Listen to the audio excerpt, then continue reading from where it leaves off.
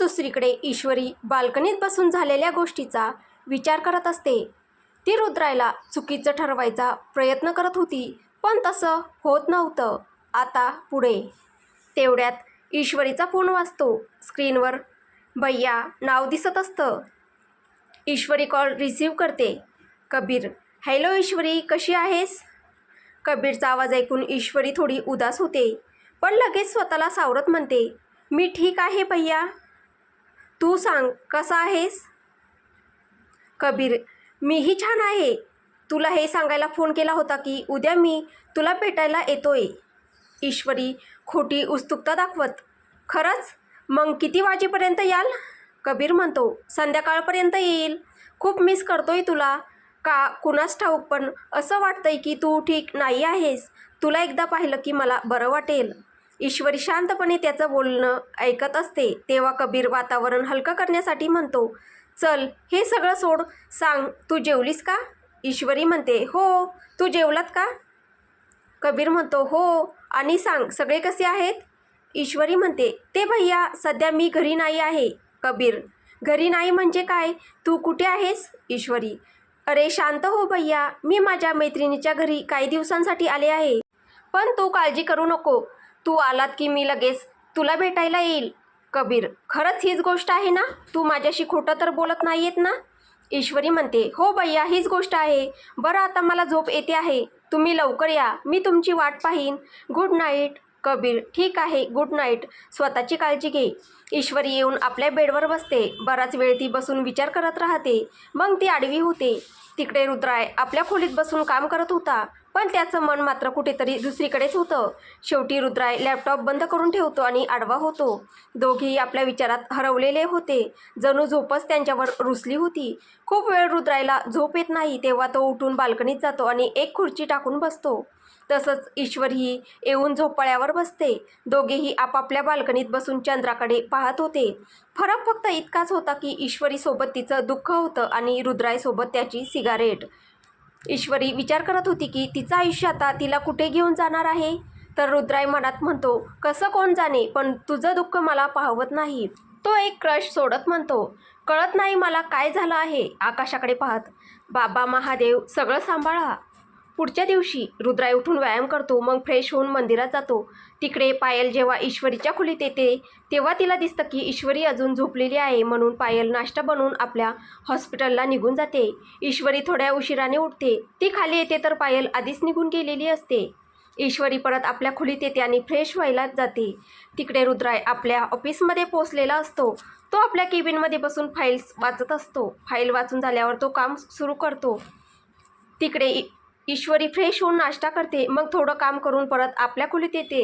ती बसून जुन्या गोष्टींचा विचार करत असते. ती चिंतेत होती की कबीरला भेटल्यावर काय बोलायचं, गेले काही दिवस काय काय घडलं हे त्याला कसं सांगायचं. असंच करत करत पूर्ण दिवस निघून जातो. रात्रीचे 8 वाजले होते. कबीर घरी पोहोचलेला असतो. सगळे त्याला भेटून आनंदी झालेले असतात. सुमित्राजी स्वयंपाकघरात आपल्या मुलाच्या आवडीचे पदार्थ बनवत असतात. सुनीताजी आणि आनंदजी कबीरसोबत बागेत बसून गप्पा मारत असतात. कबीरला ईश्वरीबद्दल विचारावंसं वाटतं, पण काहीतरी विचार करून तो थांबतो. तो सुनीताजींच्या स्वभावाला ओळखून होता. आनंदजी कबीरच्या मनातलं समजत होते. तिकडे ईश्वरी आपल्या खोलीत बसलेली असते. पायल अजून आलेली नसते. ईश्वरी स्वयंपाकघरात येऊन रात्रीच्या जेवणाची तयारी करू लागते. तेवढ्यात पायल देखील घरी येते. पायल थोडा वेळ हॉलमध्ये बसते, मग ईश्वरीला भेटून आपल्या खोलीत फ्रेश होण्यासाठी जाते. तिकडे ईश्वरी पायल आणि स्वतःसाठी कॉफी बनवू लागते. काही वेळातच पायल ईश्वरीजवळ येते. ईश्वरीला अशा प्रकारे थोडी व्यस्त पाहून तिला बरं वाटतं. तेवढ्यात ईश्वरी तिच्यासाठी कॉफी घेऊन येते आणि मग दोघे एकत्र बसून कॉफी पितात. तिकडे दुसऱ्या बाजूला कबीरच्या चेहऱ्यावर काळजीचे भाव दिसत होते. तेवढ्यात सुमित्राजी सगळ्यांना जेवायला बोलवायला येतात. आनंदजी दोघांना चालायला सांगतात आणि सुनीताजी पुढे जाताच कबीरला थांबवतात. आनंदजी म्हणतात, काय झालं कबीर, काही गोष्ट आहे का बाळा? कबीर म्हणतो, पप्पा ईश्वरी कुठे आहे? आनंदजी म्हणतात, कदाचित आपल्या मैत्रिणीच्या घरी आहे. कबीर म्हणतो, पप्पा कदाचित? या कदाचितचा मी काय अर्थ लावू? मोठ्या बाबांच्या जाण्यानंतर ती इथे असायला हवी होती. ती तिच्या मैत्रिणीच्या घरी का राहते आहे आणि तुम्ही तिला काहीच का बोललात नाही? आनंदजी काहीच बोलत नाही. कबीर त्यांच्या शांततेचा अर्थ समजून म्हणतो, मी उद्याच तिला या घरी घेऊन येतो आणि पाहतो कोण तिला काय म्हणतं ते. असं म्हणून कबीर जेवायला जातो आणि आनंदजीही त्याच्या मागोमाग येतात. जेवणानंतर सगळे आपापल्या खोल्यांमध्ये जातात. कबीरही आपल्या खोलीत येऊन काम करू लागतो. तिकडे ईश्वरी आणि पायल देखील जेवण करून आपल्या आपल्या खोल्यात जातात. रोहन येणार होता, पण त्याचवेळी एक आपत्कालीन केस आल्यामुळे त्याला थांबावं लागलं. तिकडे रुद्राय आपल्या खोलीत बसून काम करत असतो. बराच वेळ झाल्यावर तो लॅपटॉप बाजूला ठेवतो आणि झोपून जातो. पुढच्या सकाळी आजची सकाळ काहीशी वेगळी वाटत होती. सगळ्यांचा रोजचा दिनक्रम सुरू झाला होता. कबीरही नाश्ता करून तयार व्हायला जातो. तो ईश्वरीला भेटायला जाणार होता. थोड्याच वेळात तो खाली येतो. त्याला तयार पाहून सुनीताजी विचारतात, कुठे चाललास कबीर? कबीर म्हणतो, काही नाही आत्या, थोडं काम होतं म्हणून जातोय. तुम्ही मम्मीला सांगा की मी दुपारचं जेवण करूनच येईन, त्यामुळे वाट पाहू नका. असं सांगून कबीर आपल्या खोलीत येतो. मग तो ईश्वरीला फोन करून एका रेस्टॉरंटमध्ये यायला सांगतो. ईश्वरी लगेच तयार होते आणि अर्ध्या तासात दोघेही रेस्टॉरंटमध्ये पोहोचतात. दोघेही खूप दिवसांनी एकमेकांना भेटत होते. दोघांच्या डोळ्यात पाणी होतं. कबीर तिला मिठी मारतो. दोघांच्या डोळ्यातून अश्रू वाहू लागतात. थोड्या वेळाने दोघे आपापल्या खुर्च्यांवर बसतात. दोघांच्या चेहऱ्यावर एक वेगळीच आनंदाची झळाळी होती. कबीर म्हणतो, कशी आहेस ईश्वरी?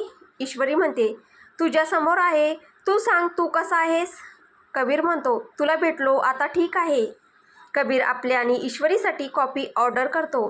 दोघेही बसून गप्पा मारत होते. कॉफीनंतर दोघे लंच करतात. कबीर म्हणतो, ईश्वरी मी तुला घेऊन जाण्यासाठी आलो आहे, माझ्यासोबत चल. ईश्वरी म्हणते, कुठे भैया? कबीर म्हणतो, घरी. अजून कुठे?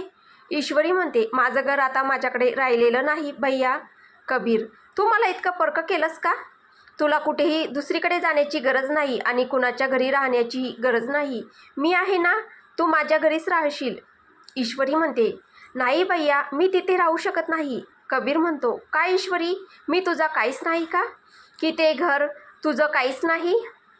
ईश्वरी बाहेर पाहत म्हणते, तसं काही नाही भैया, फक्त मला माझ्यामुळे कुणालाही त्रास व्हावा असं वाटत नाही. कबीर म्हणतो, कुणालाही काही त्रास होणार नाही आणि तसंही ते घर तुझंच आहे, त्यामुळे तिथे राहिल्याने कुणालाही काही समस्या असायला नको. ईश्वरी म्हणते, नाही भैया, मी तिथे जाणार नाही. कबीर तिचा हात धरत, मी आहे ना ईश्वरी. मग कबीर काही बोलण्याआधीच ईश्वरी म्हणते, प्लीज भैया, मी तुम्हाला विनंती करते, मला त्या घरात जाण्यास सांगू नका. तिचं बोलणं ऐकल्यावर कबीर काहीच बोलत नाही. पण थोड्या वेळाने तो म्हणतो, ठीक आहे, पण तुझं मन झालं की ये. ईश्वरीही त्याच्या बोलण्याला होकार देते. कबीर म्हणतो, ईश्वरी, तू खूप बदलली आहेस, काही झालं आहे का? ईश्वरी थोडा विचार करून, नाही भैया. तुला असं का वाटतंय? कबीर, माहीत नाही, थोडा चिंतित होऊन. ईश्वरी, मला एक वचन दे, काही झालं तर तू मला नक्की सांगशील. कुठलीही समस्या असेल तर ती माझ्यापासून लपवणार नाहीस. ईश्वरी, भैया, तुला काय झालं आहे? तू असं का बोलतोय? कबीर, मला काही माहीत नाही, फक्त तू मला वचन दे. ईश्वरी, ठीक आहे, तुला सांगेल, बस. कबीर, असं नाही ईश्वरी. ईश्वरी, वचन देते, मी माझी समस्या तुला सांगेन. थोड्या वेळाने दोघेही तिथून निघतात. कबीर आपल्या बाईकने आला होता, त्यामुळे तो ईश्वरीला सोडून देतो. कबीर, ईश्वरी, मी काही दिवस इथेच आहे, त्यामुळे लवकरच पुन्हा तुला भेटायला येईल. स्वतःची काळजी घे. ईश्वरी त्याला बाय म्हणते आणि आत जाते. घरी येऊन ती आपल्या खोलीत जाते आणि बराच वेळ बसून पुस्तक वाचते. संध्याकाळ झाली होती आणि ईश्वरी चिंतेत आपल्या खोलीत इकडे तिकडे फिरत होती. थोड्या वेळाने ती वॉशरूममध्ये जाते आणि बाहेर येऊन रडू लागते. बराच वेळ रडल्यानंतर ती उठते आणि स्वयंपाकघरात जाते. तिकडे रुद्राय आपल्या केबिनमध्ये बसून काम करत होता. त्यानंतर तो पायलला फोन करतो, पण पायल फोन उचलत नाही. थोड्या वेळाने पायल परत फोन करते. पायलशी थोडं बोलल्यानंतर रुद्राय आपलं काम संपवतो आणि रोहनला फोन करून येण्यास सांगतो. संध्याकाळचे 7 वाजले होते. म्हणायला तर फक्त संध्याकाळ होती, पण नोव्हेंबरचं हवामान तिला जणू रात्रीसारखं बनवत होतं. रोहनही थोड्याच वेळात येतो. रुद्राय पिऊनला सांगून 2 चहा मागवतो. तिकडे दुसऱ्या बाजूला ईश्वरी आणि पायल बसून कॉफी पित होत्या. पायल म्हणते, काय झालं ईश्वरी, इतकी चिंतित का दिसते? ईश्वरी, काही नाही पायल. पायल, तुझे डोळे तुला खोटं बोलू देत नाहीत, माहिती आहे ना? ईश्वरी काहीच बोलत नाही. पायल तिला म्हणते, माहिती आहे तुला सांगता येत नाही, पण कधीही तुला माझी गरज वाटली तर मला आठव. मी नेहमी तुझ्यासोबत असेन आणि तुला चिंतित होण्याची काही गरज नाही. आम्ही सगळे आहोत ना. ईश्वरी फक्त होकारार्थी मान हलवते. पायल तिला बसायला सांगून स्वयंपाकघरात जाते आणि जेवणाची तयारी करू लागते. तिकडे रुद्राई आणि रोहनही बसून चहा पित होते. रोहन, मी पाहतोय काही दिवसांपासून तू बदलल्यासारखा दिसतोय. रुद्राई, नाही रे, मी कुठे बदललोय. रोहन म्हणतो, तुझ्या डोळ्यात दिसतंय. पुढे काय विचार केलायस. रुद्राई काही क्षण शांत राहतो. माहीत नाही, आयुष्य जिथे नेईल तिकडे वळेन. रोहन म्हणतो, किती दिवस असंच राहणार. पुढाकार घ्यावाच लागेल. रुद्राई, या परिस्थितीत कसं करू, फक्त वाट पाहतोय काहीतरी ठीक होण्याची. रोहन आणि रुद्राई थोडा वेळ बोलतात आणि मग रोहन आपल्या हॉस्पिटलला निघून जातो, कारण आज त्याची नाईट शिफ्ट होती. तिकडे ईश्वरी आणि पायलचंही जेवण झालं होतं. पायल काम करून आपल्या खोलीत जाते आणि ईश्वरी तिच्या खोलीत येते. ईश्वरी येऊन बसते आणि पायलशी गप्पा मारू लागते. थोड्या वेळाने ईश्वरी पायलला गुड नाईट म्हणते आणि आपल्या खोलीत जाते. आज पायल थोडी आनंदी होती, कारण खूप दिवसानंतर आज ईश्वरीने तिच्याशी इतका वेळ बोलत होती. नाहीतर गेल्या काही दिवसात पायल एकटीच तिच्याशी बोलत होती. तिकडे रुद्राई राठोड भवनाकडे निघतो. घरी पोहोचल्यावर तो आधी फ्रेश होतो. मग थोड्या वेळाने तो जेवण करून परत आपल्या खोलीत येतो आणि रात्री 11 वाजल्यानंतर झोपतो. रात्री सुमारे 2 वाजता पायलची झोप उघडते. ती उठून टेबलावर पाणी शोधते, पण तिला तिथे जग सापडत नाही. मग पायल स्वयंपाकघरात जाऊन पाणी पिते. पायल आपल्या खोलीत परत जाणार इतक्यात तिला ईश्वरीच्या खोलीतून काही आवाज ऐकू येतो. ती लगेच ईश्वरीच्या खोलीत जाते. पायल खोलीत येऊन पाहते तर ईश्वरी खोलीत नसते. तेव्हा पायलचं लक्ष बाथरूमकडे जातं. ती तिथेच बसून ईश्वरी बाहेर येण्याची वाट पाहू लागते. सुमारे 10 मिनिटांपासून पायल ईश्वरीची वाट पाहत होती, पण ईश्वरी बाहेर येत नव्हती. म्हणून पायल तिला आवाज देते, पण ईश्वरी काहीच प्रतिसाद देत नाही. मग पायल दरवाजावर टकटक करते, तरीही आतून काहीच प्रतिसाद मिळत नाही. त्यामुळे पायल घाबरते. यावेळी पायलला काहीच समजत नव्हतं की काय करावं. ती काही क्षण डोळे बंद करून विचार करते. तेवढ्यात तिला रुद्राईची आठवण येते. पायल धावत आपल्या खोलीत जाते आणि रुद्राईला फोन करते. तिकडे दुसऱ्या बाजूला रुद्राई झोपलेला असतो, पण फोन वाजताच त्याची झोप उघडते. पायल फोन करत आहे हे पाहून तो उठून बसतो. रुद्राई, हॅलो. हो पायल. पायल म्हणते, भाऊ तुम्ही आता घरी येऊ शकता का. रुद्राई म्हणतो, काय झालं, सगळं ठीक आहे ना. पायल म्हणते, भाऊ ते सगळं मी तुला सांगते, पण तू आता येऊ शकतो का. रुद्राई म्हणतो, ठीक आहे मी लगेच येतो. असं म्हणून रुद्राई फोन ठेवतो, कारची किल्ली घेतो आणि पायलच्या घरी निघतो. थोड्याच वेळात तो तिथे पोहोचतो. पायल येऊन दरवाजा उघडते. रुद्राई, काय झालं पायल. पायल सांगते, भाऊ ती ईश्वरी खूप वेळापासून दरवाजा उघडत नाही आहे. रुद्राई म्हणतो, कदाचित झोपली असेल. पायल म्हणते, नाही भाऊ, ती बाथरूममध्ये आहे आणि काहीच प्रतिसाद देत नाही आहे. पायलचं बोलणं ऐकून रुद्राई तिच्यासोबत आत येतो. तेवढ्यात पायल म्हणते, भाऊ जवळजवळ अर्धा तास झाला आहे. रुद्राई आधी दरवाजावर टकटक करतो. रुद्राई, ईश्वरी तू तू ठीक आहेस का, काहीतरी उत्तर दे. ईश्वरी, पण आतून काहीच प्रतिसाद येत नाही. मग रुद्राई 2 पावलं मागे जातो आणि दरवाजाला जोरात ढकलतो. 2-3 प्रयत्नातच दरवाजाचा लॉक तुटतो. रुद्राई आत पाहतो आणि आतलं दृश्य पाहताच रुद्राई आणि पायल दोघेही थक्क होतात. ईश्वरी जमिनीवर पडलेली असते. तिच्या एका हातात ब्लेड असते आणि दुसऱ्या हाताच्या मनगटातून रक्त वाहत असतं. रुद्राई लगेच ईश्वरीचं डोकं आपल्या मांडीवर घेतो. रुद्राई, ईश्वरी डोळे उघड. ईश्वरी. पायल तिला तपासते आणि रुद्राईला म्हणते, भाऊ तिच्या शरीरातून खूप रक्त गेलं आहे, आपण तिला लगेच हॉस्पिटलमध्ये नेलं पाहिजे. रुद्राई तिला उचलून कारपर्यंत घेऊन येतो. पायल घर लॉक करते आणि येऊन ड्रायव्हिंग सीटवर बसते. तिकडे रुद्राई मागे ईश्वरीसोबत बसतो. सुमारे 20 मिनिटांनी ते हॉस्पिटलमध्ये पोहोचतात. रुद्राई ईश्वरीला घेऊन आत येतो आणि त्याच्या मागे पायल देखील येते. काही वेळातच पायल ईश्वरीला आत घेऊन जाते. रोहनी तिथेच होता.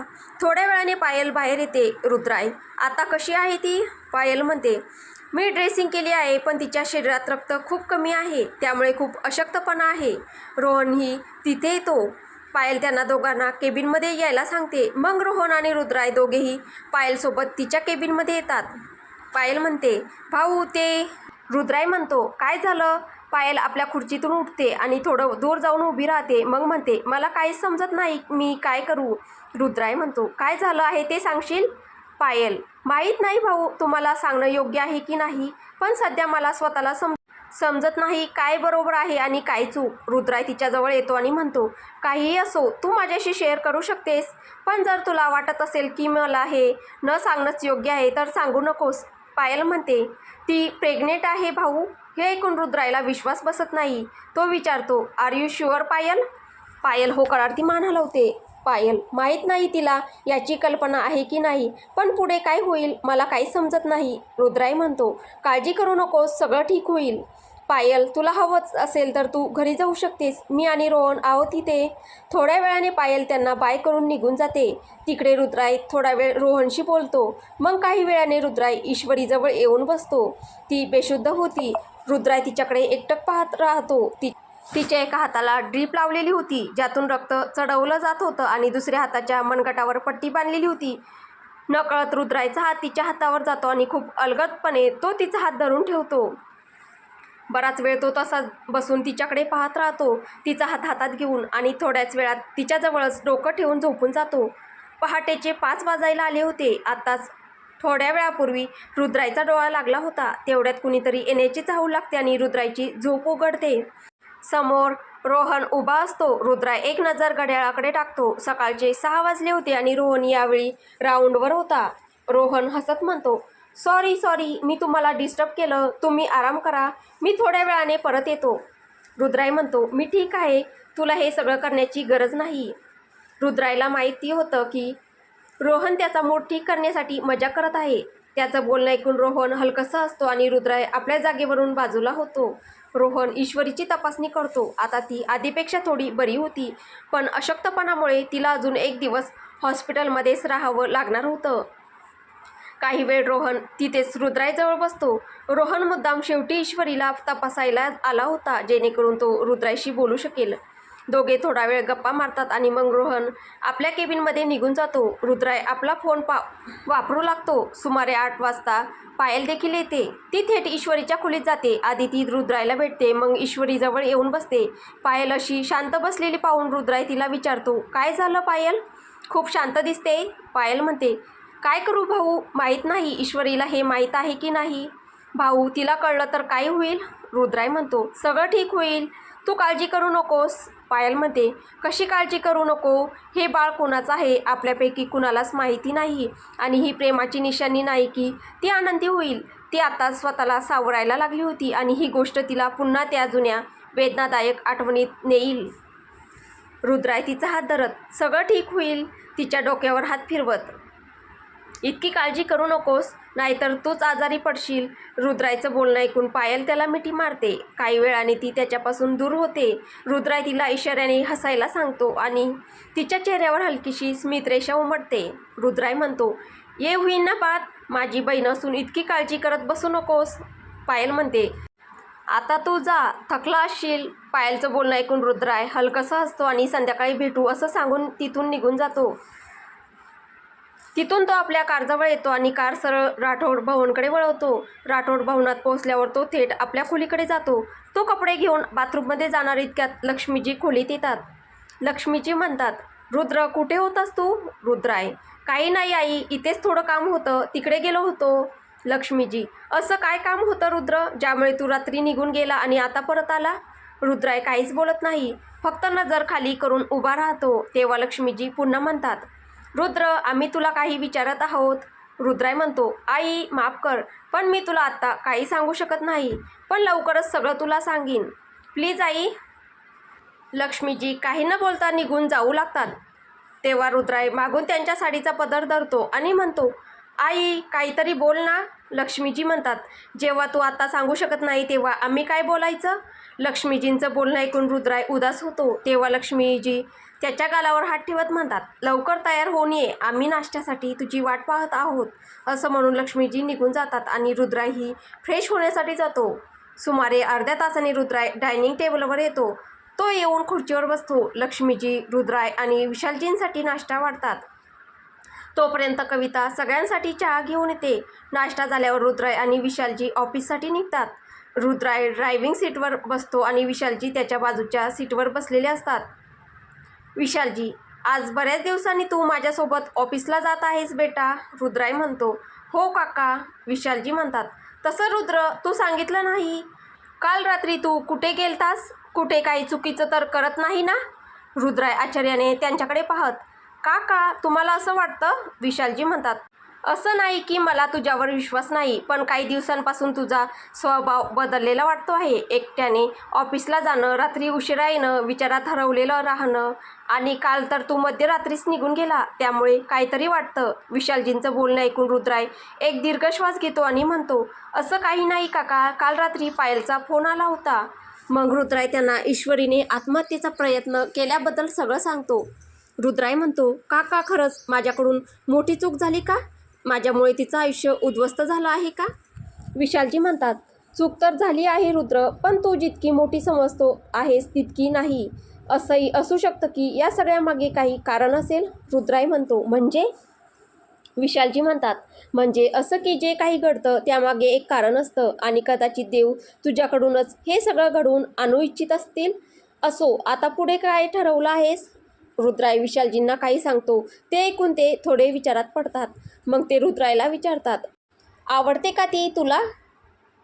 रुद्राई म्हणतो, माहीत नाही काका. विशालजी, हे कसलं उत्तर आहे? काहीतरी स्पष्ट सांग. रुद्राई म्हणतो, स्पष्ट तर मलाही माहीत नाही, पण जेवढं मला जाणवतं ते सांगतो. विशालजी, सांग. रुद्राई म्हणतो, मला तिला त्रासात पाहवत नाही. तिचं दुःख, तिचे अश्रू, तिची वेदना काहीच सहन होत नाही मला.